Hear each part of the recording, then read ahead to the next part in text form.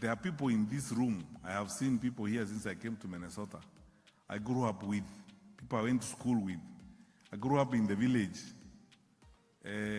walking to school, 5 kilometers in the morning, 5 kilometers for lunch, 5 kilometers back to school after lunch, and 5 kilometers back home in the evening. So that was like 20 kilometers a day. Because that is true. Prof, if you estimate the distance from my home to Manga Primary School is like 5 kilometers. And then I was there in primary school, we were together. I said last night I'm one of those people who does not need to go to court to get an order to prove that I went to school. Because I'm not like some people in Kenya who claim, because when I was Minister for Education, I used to tell people, the easiest way to destroy a country is to begin with this rubbish about people who have got to go to court to look for court orders to prove that they went to school.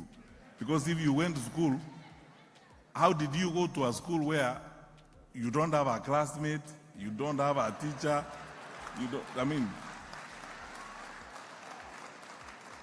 and you are depending on a judge to make a ruling that you actually went to school.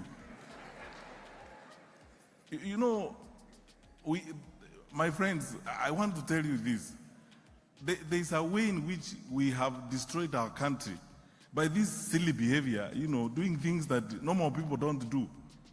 Because you see, going to school is a black and white situation. You either went or did not go. Yeah.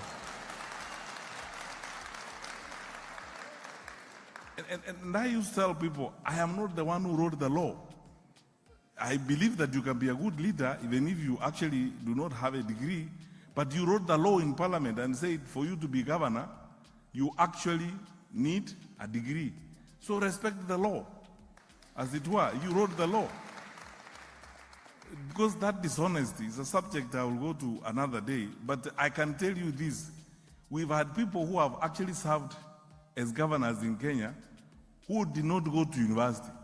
They bought papers, they carried papers, they went to court, got some order, bribed some electoral institution, and approved them. I was the Minister for Education when the Commission for University Education one time, a candidate presented a certificate, and please, I'm not, religious leaders who are in the room, I am not looking down upon you. This guy had attended a conference of religious leaders somewhere in South America, and they gave him a certificate of participation in Spanish or Latin. Then he took it to IBC. Then they cleared it. He said it's a certificate. I did a master's. When later on they found a translator, they said, no, it says certificate of participation. This is not a degree.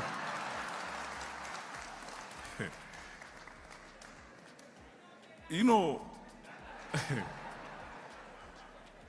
that's why I'm telling you, you know, one candidate for position of governor presented a PhD certificate that she couldn't even defend. When someone asked her, what was your thesis on? She said, what is a thesis? How would you have, I mean, I know we are innovators in Kenya, but some innovation is, it's a joke, you know, as it were. So, my brothers and sisters, so, Dr. Bogongo, that's the story of my life. Grew up with all these wonderful people you see here, Professor Otiso, going to Manga Primary School. And sometimes I tell media when they challenge me and Gen Zs who are in the room, I didn't drop from Mars or from Jupiter. And I have lived this life. Simple, what you see is what you get, straightforward, raised by parents who are, you know, materially poor but very rich in spirit and love for us and commitment. The other day, nikiripotia Washy TV. Jina langu ni Washington Mwangi. Na kama hujasubscribe, tafadhali naomba tusupport kwa kusubscribe pale YouTube Washy TV Kenya, subscribe na utakuwa wa kwanza kupata habari zinapochipuka. Pia tufuatilie kwenye social media zingine zote Washy TV Kenya, pale Facebook, pale TikTok, pale Instagram, tufuatilie pale, na tunashukuru kwa kuwa mtazamaji bora. Hadi wakati mwingine, jina langu ni Washington Mwange.